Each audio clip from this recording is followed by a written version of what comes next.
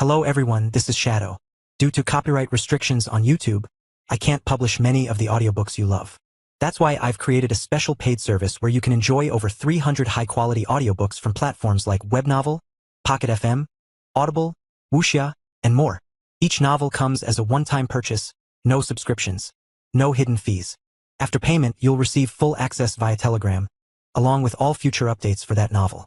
You'll find a wide selection of your favorite genres and titles, always in premium audio quality.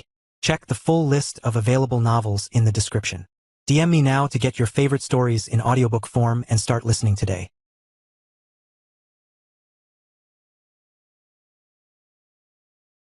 Chapter 1043 Exhausted Orcs. Chapter 1043 Exhausted Orcs. Michael stood in front of a massive automobile factory. It was a few hundred meters from each side, bigger than even the factories found in the nation of Reborn. They spared no effort in creating this masterpiece. They allocated almost all of the magnetic shadow orcs these past few days, prioritizing this over the Reborn road. And their work had finally borne fruit. The automobile factory was finally done. Boss! Kong, the yellow manky chief engineer, approached him with a smile. All of our safety checks have gone positively well. We are able to start the production within a few hours. Michael smiled. Good. How many units can we produce in a day? They walked through the entire factory line, with Kong showing him the different processes involved in making an automobile. Of course, they followed the blueprints of factories back in the modern world where different parts were created at the same time and only assembled at the late stages. First was the press shop where metal was molded into the correct shapes. Then, onto the body shop where the parts are melded into each other to create an even bigger part. After that, they were passed off into the paint shop where the parts were coated with layers for durability. They stopped at the chassis assembly line, where the engines, transmission, suspension, wheels, and the interior would be assembled into one final piece. There were already some manky engineers doing their tests ahead of them. Good morning, boss. If all goes well, we'll be able to create 100 automobiles in a single day easily. Michael was very much satisfied with that number. If they could sell off those units, then they'd be able to rake in 10 million sand dollars in a single day. That was truly a frightening amount. Great work, guys. Where are the orcs? He wanted to see the MVPs of this whole project. Without those guys, they wouldn't have been able to create something so amazing in a short amount of time. They're taking a well-deserved break, boss. The manky engineers pointed him towards a very dark part of the assembly line, where the car seats were being made. It seemed that the orcs had made it their temporary shelter for the day. They deserved it. They didn't rest for a single moment during this entire project, after all. Despite how unnatural it was for them to do construction, they pushed through 24/7 in order to fulfill their missions. How was it? Did you guys have fun? He asked jokingly. The Sea of Shadows shivered. Boo-too-too. It was the hardest thing we've done. Rata, I hope we don't have to do that again. The shadow orcs looked absolutely spent. They looked even more haggard and injured than when they invaded 2 strongholds in a span of a few days. Thank you for your sacrifice, he said to them. He could tell that they absolutely hated working construction. It was truly unfortunate. They were the only ones who could have done this job. If there were any other alternative, he would have done so already. Listen guys, great work. As a reward, I'll be giving you all a good vacation back in the nation of Reborn. You'll be able to eat as much chocolate as you want. It's on me. Immediately, the shadows stood at attention. The mere mention of their favorite food had them fervently excited. Really, boss? He nodded. And you know what, we'll take it slow this time. We don't have to finish the Reborn road this fast. From now on, we'll have the real construction workers do the job. The shadows got even more excited. Finally, they were out of this responsibility. Boo-too-too. Praise be to Lord Michael. Ratata. Praise be. Yes, they'd be delaying the finished Reborn road system, but at what cost? He had a feeling that the orcs would literally become gaunt and sickly after continuing to do construction work for more than 2 weeks. For the health and betterment of his allies, he chose not to prioritize profits. He was never business-oriented. Reborn was nothing without its people. And anyway, with this automobile factory finished, they wouldn't have to worry about profits for a good long while. The upper echelons were now just realizing the full potential of the automobiles. Now that they were in possession of a vehicle that could travel hundreds of kilometers in under a day, they made full use of it. They began to start their preparations. What kind? Well, unlike the conglomerates who could afford to get their resources back from the Upper Queens region, the upper echelon could not do so freely. It was way too costly for them to transport their resources from that far away, even with the automobile in hand. So, their only choice was to source their resources locally. That meant they would have to contend with the local companies. However, There was only so much metal ores to be harvested or trees to cut down in the lower Queens region. Since the local companies were already set up well before the upper echelons arrived, they had the advantage in this resource fight. The mining companies already had their mines set up, farmers already had their soil toiled, and all of them had convoys up and running to transfer those resources to and from their territory all the way to New Sparta. But the upper echelons were called elite for a reason. Some of them chose the easy way by simply buying their way to cooperation. By paying out a good percentage of profits, they would be able to get resources from the local companies themselves. Some of them chose the hard way, finding treasures where no treasure could be found. Their unique and powerful magnetics were able to find massive ore veins that no local company had yet to find, allowing them to have their own resources. And some, well, they officially did nothing. The local companies simply had an unlucky turn of events as their crops died out due to some freak weather event. Chapter 1044 New Car Deal. Chapter 1044 New Car Deal. Some unlucky local companies found themselves in the red. Their farms experienced an unprecedented blight, destroying all of their crops in a single night. Their mineshafts collapsed with neither an earthquake nor explosion. And their carriage convoys suddenly disappeared without warning during their journey. With how competitive New Sparta was, this kind of setback was incredibly perilous. If they wanted to recover, then they'd have to go into debt. But even then, their progress would be incredibly delayed compared to their peers. And once they did get back to their feet, there was no guarantee they'd be able to succeed. And by then, they won't be able to get themselves out of debt, forcing them to be bankrupt. But miraculously, some upper echelons came in as their savior. They reached out their hand towards these unlucky local companies and offered them some help. They came with the promise of giving them a huge lump sum of money in exchange for their loyalty. And most of them took it. Not only were they offered life-changing money, but they were also given the chance to become a sub-company for an upper echelon. Some would say this would be the best thing to have happened to them. But of course, some knew the dangers of such an offer. They saw through the sinister smile of those upper echelons and chose to slap their hands away. They chose to fight. However, how could they fight against the elite? Not only were they stronger, richer, and more influential, but now they had automobiles in their possession. It enabled them to spread their advantages far out into the lower Queens region, suppressing the local companies like a plague. The only ones who were able to stave off the upper echelons were those from the Metropolis faction. They had automobiles longer than anyone, so they weren't as vulnerable to their expansion than others. So as it stood, it seemed that the upper echelons would soon make the lower Queens region into their own territory. They began swallowing or defeating local companies at a commensurate rate. That was until one specific day. That day, the Reborn company announced something in New Sparta. The creation of the Reborn Automobile New Sparta dealership. Now, anyone could purchase their own automobiles from the Reborn headquarters just outside of New Sparta's walls. When people entered the Reborn camp, they saw automobiles displayed in grand stages, with neat bows tied on top as if they were gifts on Christmas morning. Welcome to Reborn Automotive Dealership. How can I help you? A leader from a local company stumbled in his words. Would you like to purchase an automobile of your own? Asked the Rebornian Lamia. The man shook his head. No, I was just curious. We can't afford to buy an automobile just yet. Haha. The Lamia didn't jeer or make fun of him. Instead, she led him towards one of the tables.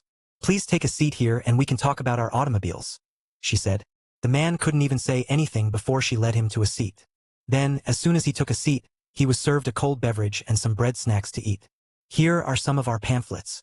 You can see here that we have two options for automobiles, a sedan and a four-wheel truck. Both of those have two options as well, one where the chassis is made out of special steel. The other, on the other hand, are made out of Damascus steel. The man's eyes glistened with yearning as he looked at the Damascus-lined truck. He wanted to buy this automobile. In fact, just seeing it displayed just a few meters away from him made his heart ache with heartbreak. But its price? 100,000 sand dollars. He could have bought a normal automobile, one that only cost using gold coins. But that was not viable in this very hectic time. He'd heard of some companies buying these normal automobiles and suddenly getting ambushed in the middle of nowhere by some bandits. Though he didn't know of any bandits who had multiple high-leveled magnetics under their employ. Anyway, if he wanted to compete in the harsh market of New Sparta, he needed an automobile that could actually compete. But unfortunately, it seemed that it was not for him. Sorry, I don't think I belong here, he said, leaving his seat. The Lamia stood up and bowed to him. All right, dear customer. If you have any interest in buying our automobiles in the future, then our dealership will be happy to help. The man started to walk out. Or if you want to buy an automobile today, then we can help you out as well. It doesn't matter if you can afford it right now. He stopped in his tracks. Really? The Lamia smiled. Yes, dear customer. The Reborn company is well aware of the fact that not everyone can afford their own automobile. That is why we have come up with a new payment plan. Here are the details of our automobile loan. She handed him another pamphlet containing the general details of the loan, as well as an easy-to-understand table grid. The man studied it for a few minutes in total silence. You're saying that I only have to pay 1,000 sand dollars today, and I can take home my own automobile? The Rebornian attendant nodded. That is correct. You only need a down payment of 5,000 sand dollars and a monthly installment of 2,000 sand dollars for 4 years in total to buy an automobile. The man's eyes widened. That was such a good deal. If he only had to pay 5,000 sand dollars today, then he'd be able to use the rest of his money to invest back into his company. Plus, he'd have his own automobile to hasten their progress like the upper echelons. Sign me up, he immediately shouted. The Rebornian Lamia smiled and nodded. All right, please look over the details one more time before we finalize the contract. Chapter 10:4500 Daily. Chapter 10:4500 Daily.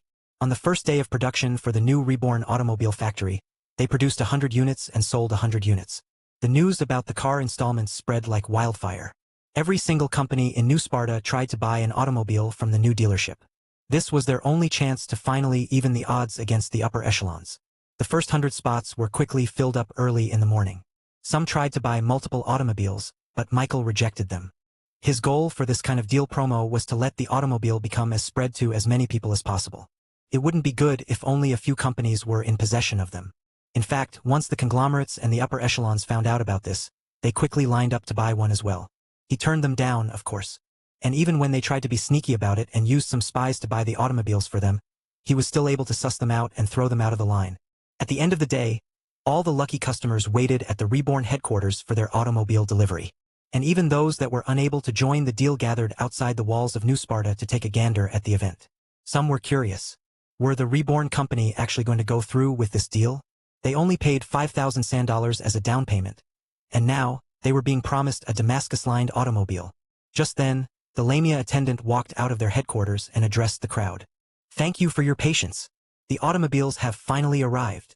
And just as the crowd was about to say something, they suddenly heard the majestic sounds of heavenly horns booming from behind them. Everyone turned around, only to see an armada of automobiles parked outside New Sparta. Except, there was a large velvet draped over the entire car itself, with a bow on top to tie it all off. Reborn was ready to give them their gifts.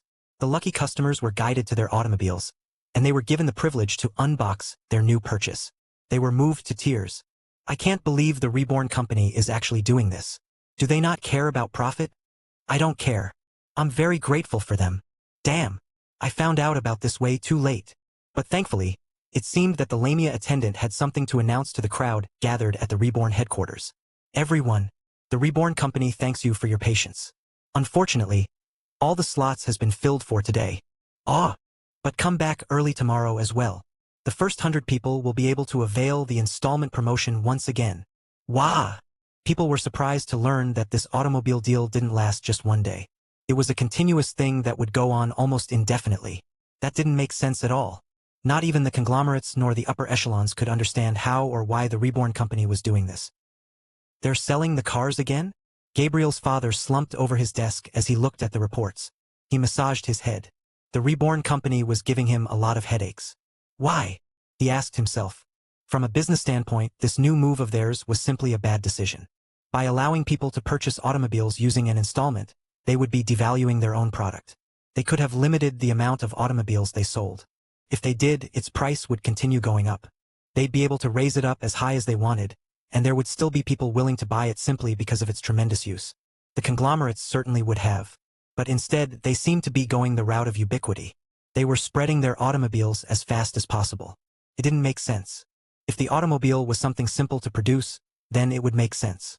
But as they learned after their extensive study of the construct, they found out that it was one of the most complex uses of mechanical principles known to man. He even heard that when the Hephaestus company tried to copy the automobile one-to-one, it took multiple master craftsmen working day and night for 3 days straight before they could complete it. But the Reborn company was selling them like it was as easy as making a horseshoe. And now, they're promising to sell 100 automobiles every day? That's absurd. It didn't seem possible. Were they bluffing? Unlikely. They'd be destroying their own reputation if so. Just then, a figure blurred beside him. It was one of his spies and informants. We found out where the automobiles come from, sir. They're not from the King's region. They were recently made. Gabriel's father turned to him, shocked. One of the possibilities he thought of was that the Reborn company had thousands of stock automobiles before they announced its public sale to the whole world. That would give them the illusion that they could produce automobiles at a tremendously fast pace, earning them a good reputation from their customer base. But his informant's words completely disproved that. It's their newly constructed building, sir. We saw the newly delivered automobile come out of that very structure. There is an extremely high chance that they produced those units inside. Gabriel's father blinked multiple times. But even that couldn't help him understand how that was possible. How about the King's region? Have we established our information network there yet? We need to find out how they're doing this. The man next to him shook his head. Not yet, sir. Our spies have experienced a little bit of a setback recently. We've been clashing with the other conglomerates and upper echelons trying to find the same thing. Gabriel's father sighed. That was just how competitive things were between them all. If there was anything scrumptious about the Reborn company, they wanted to be the first to know about it. Send some spies into their automobile building. I want to see their production. Chapter 1046 into Angora. Chapter 1046 into Angora. Meanwhile, back in Angora City, the territory had become a full-on Rebornian territory. The roads were paved with concrete, allowing hundreds of steel-plated automobiles running to and fro. They were stopped only by the flashing lights on the corner of the streets, cycling between green, orange, and red. Everything was modernized. Electricity became the norm. Processes were streamlined. And most of all, the entire scenery had become cleaner than it was before. Gone were the days where horse excrements littered the roads, or when people simply dumped their wastes out on the street. A group of people wearing inconspicuous clothes stood at awe at what they were seeing. They designed their clothes to look normal, at least for medieval times. But now, amongst modern linen and silk clothes, their attire looked ancient. What is going on here? One of the men asked. Is this really the backwood part of the royal continent? What are we supposed to do now? We're supposed to gather intel secretly, but we're standing here looking like we're jesters. Their anachronistic clothes drew them a lot of attention, causing one of the passerbys to come and approach them. You look like tourists, the homely woman said. Daya need any help? The leader of this secret expedition walked forward. Yes, we would like to know about your leader. Oh, our great savior Michael? What do you want to know about him? The woman enthusiastically asked. Anything. His background. How he built everything. The woman's eyes lit up. It looked like she was just waiting for someone to ask that question for a long time. Oh, I know about him. He's actually someone that's born from poverty and rose up to heights previously unknown. The woman began to tell them a story about Michael, which completely contradicted the original backstory they'd heard a day before. In fact, anyone they talked to told a completely different thing about Michael. But the strange thing was that they weren't lying. At least they didn't think so. They just really believed their own words. It seemed that the mythos around the enigmatic yet charismatic leader of Reborn had gone way out of hand, that no one knew exactly the truth. And the worst part was that they couldn't find any dirt on him. They wanted to see a crack in their kingdom, a skeleton in their closet. To no avail. They wanted to see how they were cranking out all of these inventions one by one. At first, they thought they were cheating. They thought they were using some kind of secret magic as an illusion to create this many automobiles in such a short amount of time. But there were none. It seemed that everything was being produced through these factories back in the nation of Reborn. There was an entire nation behind that company? I don't get it.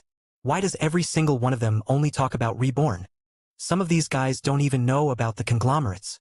The upper echelons are probably even less known. That's insane. And everyone talks about someday hoping to migrate to the parched lands. Are they insane? That's a desolate desert. Their leader then gathered everyone together. Okay. Let's spend a few more days just gathering intel here in Angora City. And remember, do not indulge in any of this. They were from an upper echelon company who specialized in vehicle transport, which meant they were the ones most affected by the automobiles. They'd effectively lose one of their biggest shares in the market because of the Reborn company. This is stupid. Why would I? What's so good about being a Rebornian? Just because the streets were cleaner, the city brighter, and the citizens happier, didn't mean that it was better than their company. And they were going to make sure of that. So, they spent the first day just getting information. But that wasn't enough, so they stayed for another day. And of course, they stayed at a Rebornian hotel because where else would they sleep? And it would be stupid if they didn't at least familiarize themselves with their inventions. Then they stayed for a third day, and the fourth, the fifth, and by the end of it all, they didn't want to leave anymore. They'd gotten so used to living a life of comfort in Angora City that they simply found themselves unable to do their jobs, which was to find dirt on the Reborn company. They were the enemy. And yet, why did the enemy create something that would make them feel so safe and good? They weren't the only spies who ended up this way. Many more from the conglomerates and the upper echelons found themselves enjoying the life of a Rebornian. It was just so darned comfortable. But of course, not everyone was this receptive to Rebornian life. Some were bitter and some were plain envious. A masked group of men and women perched atop a cliff overlooking a city down below. Their eyes were directed at a certain building amidst the grass plains. This was one of the Rebornian electricity generators, the very nexus where all the electric lines were connected all over the Rebornian territories. They all looked at each other, before nodding. Then they disappeared into a blur. Deep into the night and their faces obscured, they certainly weren't here for a friendly visit. A magic spell permeated the building, creating a deafening silence. Then, the doors were blown wide open as the masked individuals rushed inside. 10 figures flashed and immediately slashed their weapons at the invaders. "Humans?" shouted the masked leader. There weren't supposed to be any guards here based on their intel. Certainly not magnetic humans. You're not from the Reborn company." A figure walked forward, showing himself to the invaders. "That's right, but we're from the same faction. And I can't have you sabotaging them," Alaric muttered. Chapter 1047 Same Faction. Chapter 1047 Same Faction. Somehow, Alaric Goldstone, the very leader of the famous legacies, was here in the Lower Queens region protecting Rebornian property. Thanks to his intervention, the would-be invaders of the electric generators were immediately killed before they could do anything. Alaric stared at the dead bodies in front of him before reaching down and removing their mask and their capes.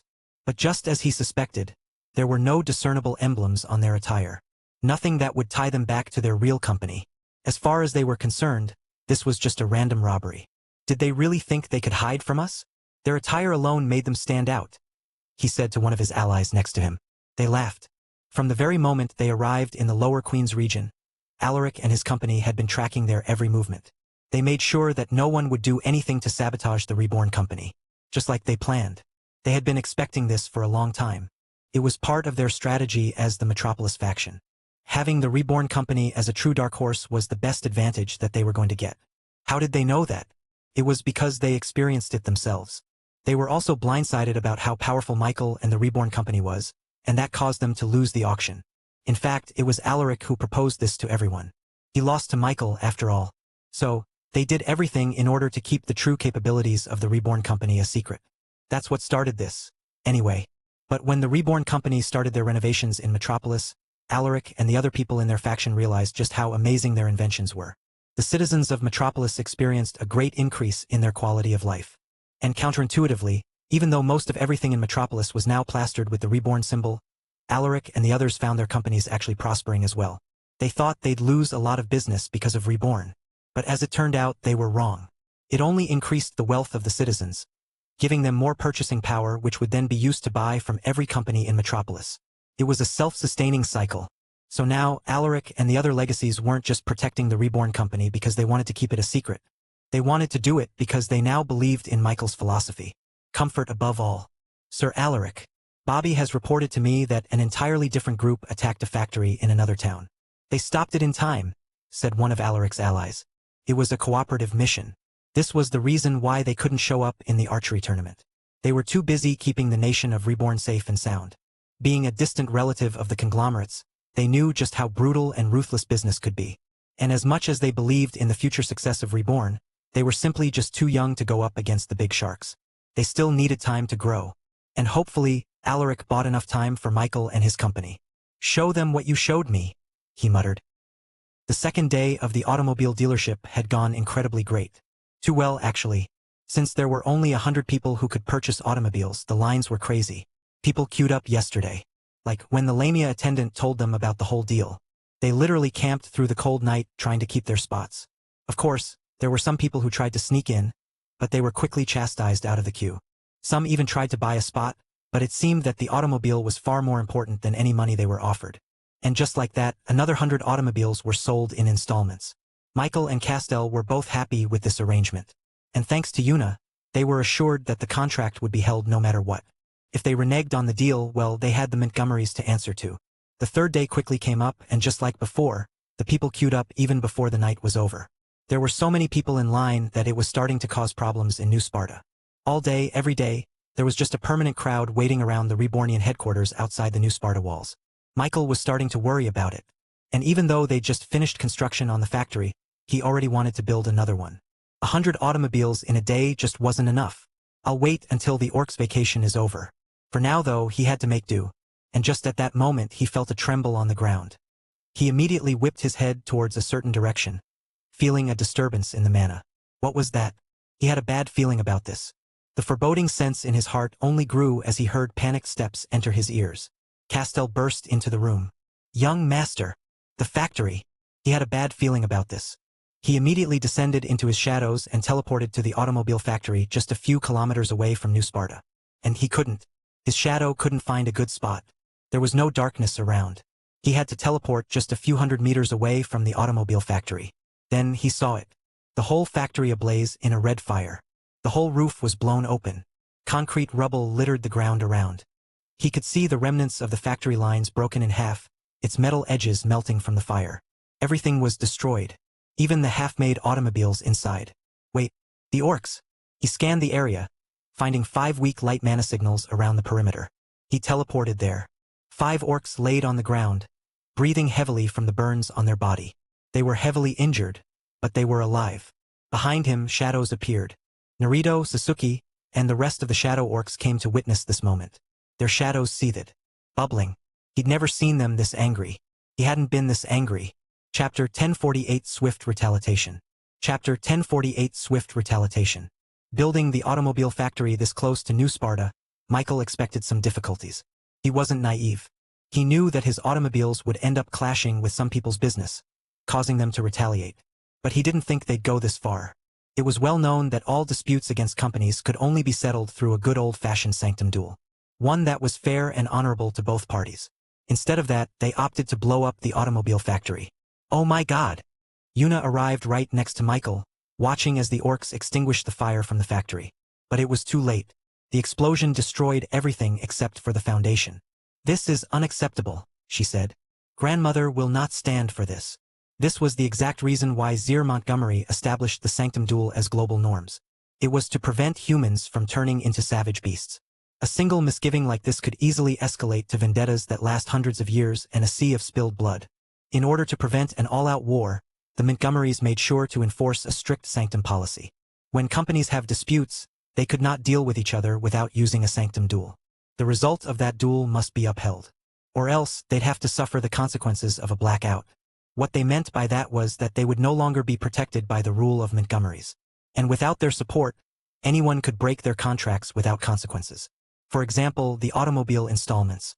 Because the contract was overseen by Yuna, the responsibility to ensure that contract fell on the Montgomerys.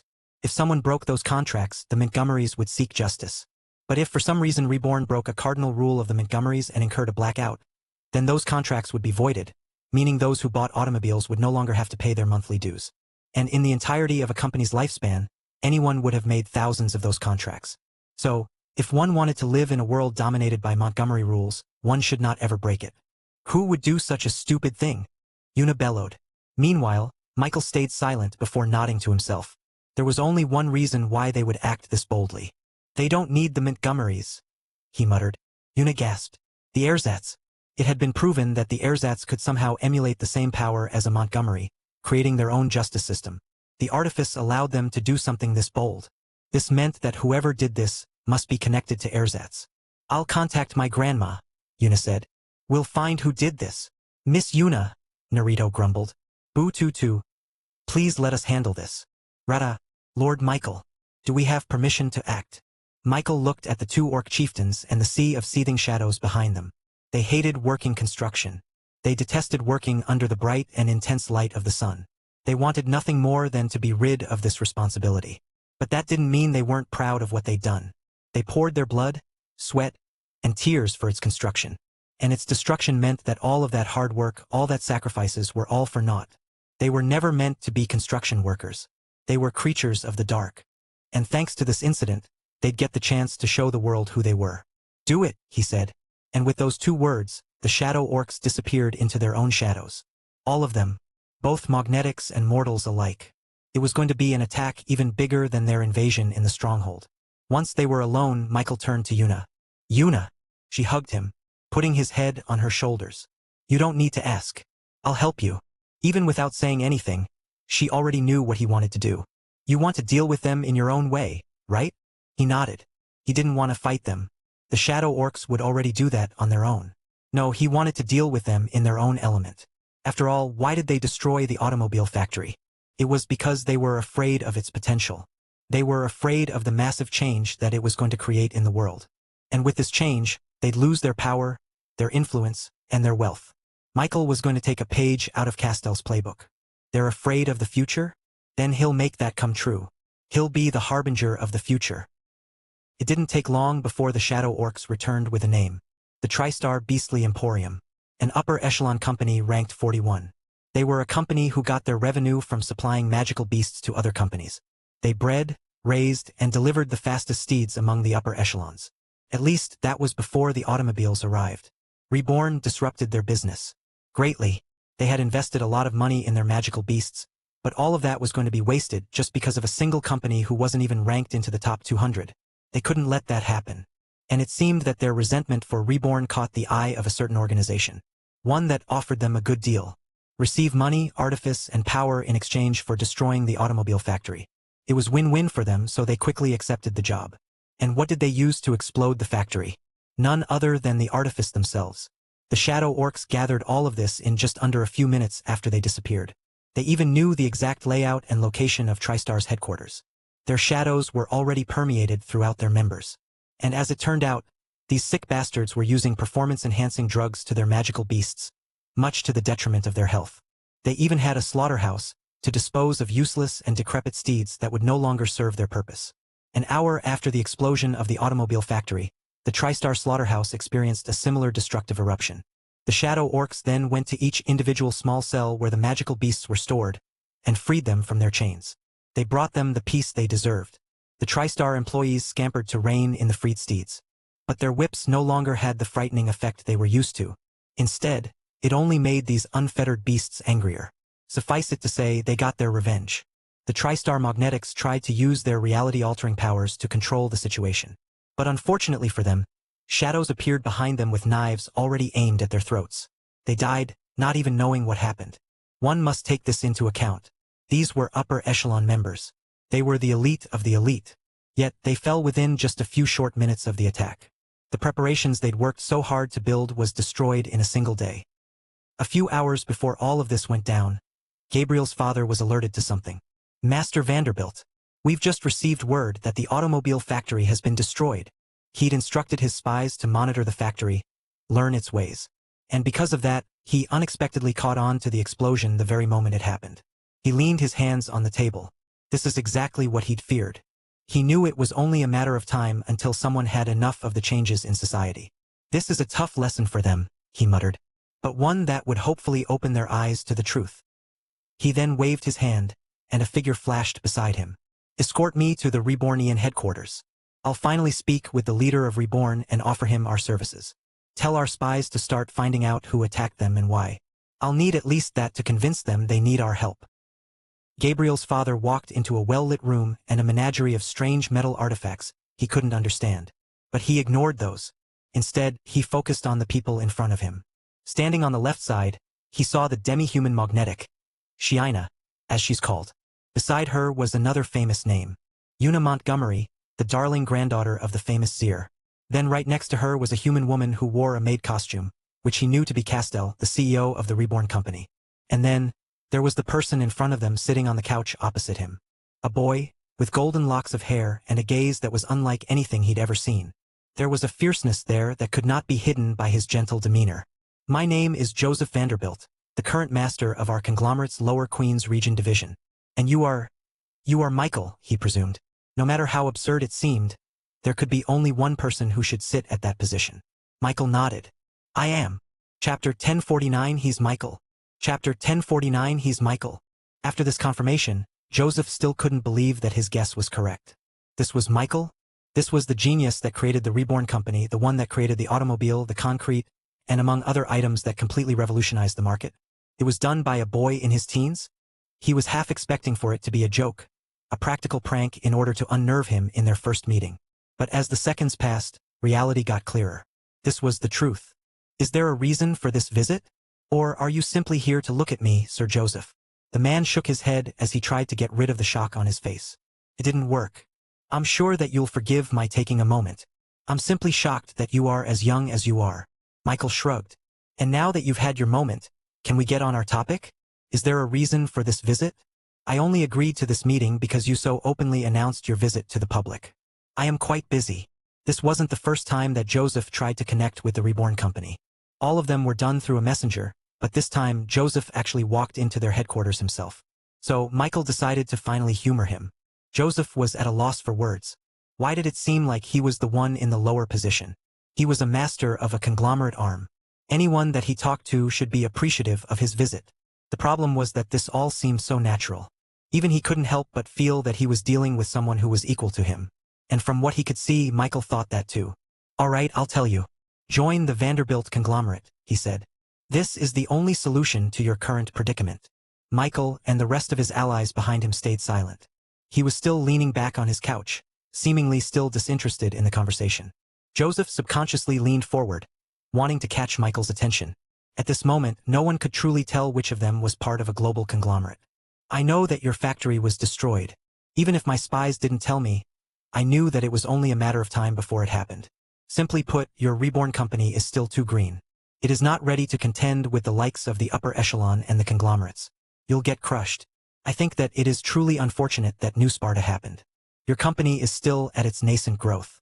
But because you are fighting with powers far greater than what you can handle, your growth will be cut short before you could fully explore your potential. And now, you have to learn a very expensive lesson. Michael still sat on the couch, arms crossed on his chest. And now you want us to join the Vanderbilt conglomerate? Is that correct? Joseph nodded. Only by putting yourself in the shade of the Vanderbilt name can you survive this fight. And before Michael could say anything else, he said, I know you want to say no, and I urge you to reconsider. Considering your youth, I know that you wish to exact your revenge against the perpetrator. But it's that hot-bloodedness of adolescence that will lead you to your company's untimely demise. I know that you're probably trying to search for the true identity of this upper echelon company. But you won't. And even if you did know who it was, it is extremely unwise to try and fight them. Then, he turned to Yuna and directly addressed her. Miss Yuna, I know that your grandmother taught you the capabilities of the upper echelons and the conglomerates. She did, she replied. Then you know, even if you retaliate on their company arm here in New Sparta, you'll only be shaking their nest. And soon enough, their stingers will be coming to sting. And it won't end there. Miss Yuna, I'm also sure that your grandmother also taught you about the consequences of breaking the rules. Usually, the other companies would be swarming to prosecute the breaker of rules. But in this case, the upper echelons will do nothing. They will not act even though someone broke the rules to destroy your factory. Why? Because it will benefit them. I'm sure they'll try to deny it, but they are wary of your company. They know just how revolutionary the automobile will be in the future. It will change the world. And in turn, it will cause your company to control the world. They don't want that. They'd rather destroy the progress of the world than to let a new company pass them by and become a conglomerate. So if you're waiting for justice, you won't find it. The upper echelons were incentivized to stay their hand. Once the Reborn company inevitably falls due to the continued attacks of this unknown assailant, then they would have the chance to swoop in and have everything for the taking. But if you join the Vanderbilt conglomerate, that justice will be swift and deadly. The other conglomerates or upper echelon will offer you their hands. But they won't have your best interest at heart. They simply want your inventions, and they'd give you sweet words in order to do so. Michael chuckled. Like what you're doing right now? And before Joseph could even say another word, Michael continued. Your words are duly noted, Sir Joseph. But you have one thing wrong. We're not just going to retaliate. We're going to win the war. We'll wipe the TriStar company off of the face of the earth. Joseph jolted. TriStar? And I'm sure that you'll find that out soon enough. Just in that same moment, a figure flashed right beside Joseph. It was one of his personal guards. The well-armored man leaned in to Joseph and gave him the breaking news. And as he heard more and more, his eyes widened to pure shock and surprise. Chapter 1050 Beast Farm Destroyed. Chapter 1050 Beast Farm Destroyed. Is that true? Joseph couldn't help but shout. The soldier right next to him nodded, before awkwardly peeking at Michael and the others. He wasn't used to their master having such a public outburst like this. He was usually such a composed person. Joseph just heard that one of the major TriStar farms had just been destroyed, with all of their animals freed and unshackled from their chains. Then, Joseph turned his head towards Michael, and a sense of premonition came over him. TriStar, were they the ones that attacked Reborn? The soldier's eyebrows raised. Yes, sir. We just found that out through an investigation on their destroyed farm. He then began to tell Joseph about what they discovered. According to him, it was utter chaos in the Upper Queens region. That was right. This major farm wasn't located in New Sparta or anywhere near the Lower Queens region. This farm was located in the upper part of the royal continent, one that was reserved for the upper echelons. This was a main farm of the TriStar Company. This wasn't just one of their small branches meant to expand their business. This was one of their foundations. It didn't make sense. Joseph massaged his forehead as he struggled to understand what was happening. First of all, TriStar. Somehow, Michael and the Reborn Company found out about their assailant's true identity even before they did. And not just by a small margin either. They knew it well before their well-trained Vanderbilt spies had a whiff of information. They only found out about TriStar's involvement in the factory destruction after their farms were destroyed in turn. This meant that if the Reborn Company were the ones responsible for this retaliation, then they knew about TriStar before anyone else. Possibly within moments after they acted. This was absolutely shocking. It seemed that Joseph and everyone else were still underestimating the Reborn Company. The fact that their information network worked even faster than a conglomerate's meant that at the very least, they were magnetics amongst them. And then there was the matter of the TriStar farm. It was invaded, destroyed, and ransacked on the same day that they destroyed the automobile factory. It can't be a coincidence, he said out loud. Was this your doing? Michael shrugged. Maybe. Maybe not. The fact that Michael didn't even ask for any clarification meant that he already knew what they were talking about. Joseph was certain. They were the ones responsible for this. Now, in normal circumstances, he wouldn't have ever thought that this was possible. After all, he knew that although the TriStar beastly emporiums were only in the 41st rank within the upper echelons, they were still quite powerful in their own right. Their main beast farm, one that housed their most prized steeds and where they invested the most amount of their money, would surely have some strong defenses in store. At the very least, he was sure that they had a nascent spirit realm cultivator there to protect their main farm. And yet, it was still destroyed. It didn't make sense. Joseph turned to the guard right next to him. What did you find out about the destruction? The guard leaned in. Not much, sir. The assailants of the farm didn't leave much of their tracks. In fact, it took us a lot of time before we were even sure that this was not an accidental case of spontaneous explosion. Did you find any signs of a nascent spirit? He nodded. Yes, sir. We distinctly saw the signature of a first-stage nascent spirit cultivator in the scene of the destruction. They were dead. And the strangest part was that we couldn't sense any other nascent spirit cultivator. Whoever attacked them, they didn't have anyone on that level. Joseph was even more shocked than he was before. This was truly a mind-boggling thing to hear.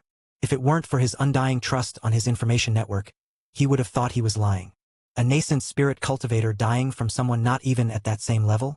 That was absurd. It was the same thing as a single ant killing and toppling an elephant by himself. Nascent spirit cultivators were supposed to be people nearing godhood itself. They were invincible against those in the body formation realm. Yet according to the report, this was exactly what happened. Joseph was so shocked by this that he couldn't help but just sit in his chair in silence. Sir Joseph, we've had a very fruitful discussion. But it is time for you to go, Michael said. We are quite busy. As you said, we have a lot of things to worry about regarding this problem. Joseph looked up at Michael. It was at this point that he was starting to understand that he was not dealing with a naive kid way above his head. No, Michael was a shark too. Many people thought that he was a helpless fish in a tank full of bigger fishes waiting to consume him. Joseph thought that too. But as it turned out, they should be the ones worrying about their own companies instead. Joseph was no exception. Finally, he understood why Michael and the Rebornians looked so confident despite everything that was happening. They had the wealth, they had the influence. And now they were proving that they had the strength. Joseph stood up, realizing that his requests had been a fruitless endeavor from the get-go. Michael and the Reborn Company had no intention of taking shade in a bigger company. No, they had the full intention of becoming their own shade. And he wasn't the only one. His allies, the ones supporting him, had that same look on their eyes. They were gunning for the top. I understand when I'm not wanted, he said to Michael. Then with a nod, he turned around and left the room. And as soon as he opened the door, someone jostled through him, before rushing over to Michael. Oh, my dear sweet boy, Lilia shouted. Hello everyone, this is Shadow. Due to copyright restrictions on YouTube, I can't publish many of the audiobooks you love. That's why I've created a special paid service where you can enjoy over 300 high-quality audiobooks from platforms like Webnovel, Pocket FM, Audible, Wuxia, and more. Each novel comes as a one-time purchase, no subscriptions. No hidden fees. After payment, you'll receive full access via Telegram, along with all future updates for that novel. You'll find a wide selection of your favorite genres and titles, always in premium audio quality. Check the full list of available novels in the description. DM me now to get your favorite stories in audiobook form and start listening today.